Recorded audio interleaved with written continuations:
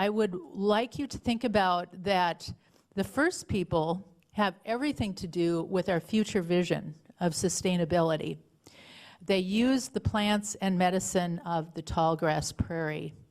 They valued and revered the wildlife, procuring their sustenance from the land, not just for a brief period of time, but over 10,000 years. And so when we look at the history of my people and perhaps most of your people on the land, it's a very brief moment when we think about 5 generations and we think about what has happened in that time from people feeding themselves to then feeding the cities and then feeding the nation and now our claim to feed the world. It's a tall order for a place in the Midwest of a small continent, known as Turtle Island to First People, to say or even believe that we can feed the world and to leapfrog island over the feeding of our communities and the feeding of our children well. I think that is the issue of our today's discussion, is how can we feed our children well into the future? I think that is something that can truly unite us and maybe take us away from our own individual interests and stake in the food system toward a binding vision for the future, which I think that we all would like to see. So I invite you, as I talk about some of the issues and problems in agriculture, to reflect on the first people of this place, who I would also quickly add are not in the past. They still live among us.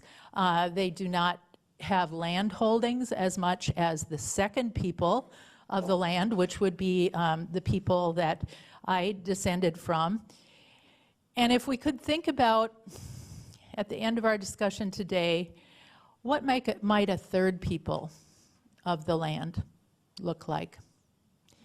And I'm not thinking of a third people of a certain group of people, but how could we craft an agriculture that really is human scale, that is inclusive, that doesn't leave us stopped on a place where there's much food insecurity and there's much that is eaten that I have to question, is that really food? Is it really nourishment?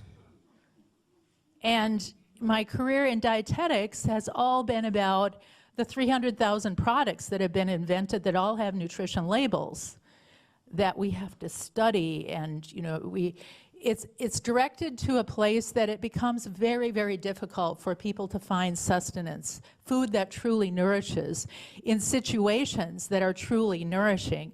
Because it's not just the food itself, and I know all of you know that, it's the community around that food. And that's what I think we have a chance to start to reconnect and rethink and redo. The times change, and if there is no differentiation between milk that is grass-fed and organic, and there's no market for that, then all you have is a commodity. And you're subject to things like the Monsanto displays at the Dietetic Association in Chicago, which say, milk is milk and beef is beef. You don't buy that? I don't either. I know that it's not. We have to start looking at the quality differences in food, and those quality differences are derived from the agricultural systems that those foods are derived from. And in fact, more and more research is pointing toward that living soil, and understanding what we thought was a black petri dish is really a living, breathing mass of life that we are just beginning to understand.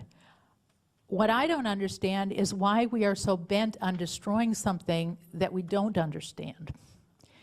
Could we give ourselves a little time and not be quite as arrogant to say, we actually don't know a lot about our soils, but before we destroy them and all of the insects and pollinators and animals and plants that may reside here that we've labeled weed, weed, weed, weed, weed, maybe there's medicinal qualities. Maybe those first people who derived their medicines from those plants were onto something after 10,000 years. That takes a humbleness on our part to say, hey, we're not in charge here entirely. Our intellect, as we look over the vast lands and how we want those lands to produce for us, we might have a few things that aren't quite right. We seem to be in a pattern right now with our agriculture where we're coming up with against a lot of problems. And if we have time to reflect or look at how those problems arise, we may get some clues to maybe where those problems are of our own making. And so it seems that, let's take for instance soybean aphid. Soybean aphid, huge problem for soybean producers. Huge problem for us as a people as the planes start to drone in the mornings to kill those soybean aphids.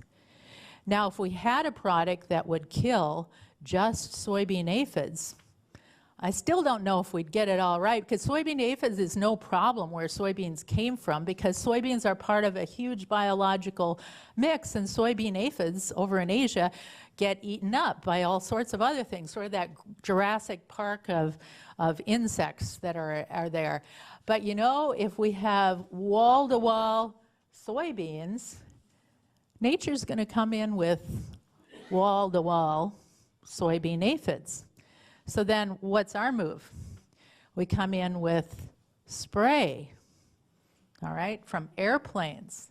Very, very non-precise, non-targeted. And that isn't a spray that says, okay, you're a soybean aphid, you go. You're a soybean aphid, you go. No, it's the beneficial insects that organic farmers depend on, the pollinators of the food supply, and that spray has effects even beyond. You know, we're fooling ourselves to believe that we can kill off everything else and somehow we can survive.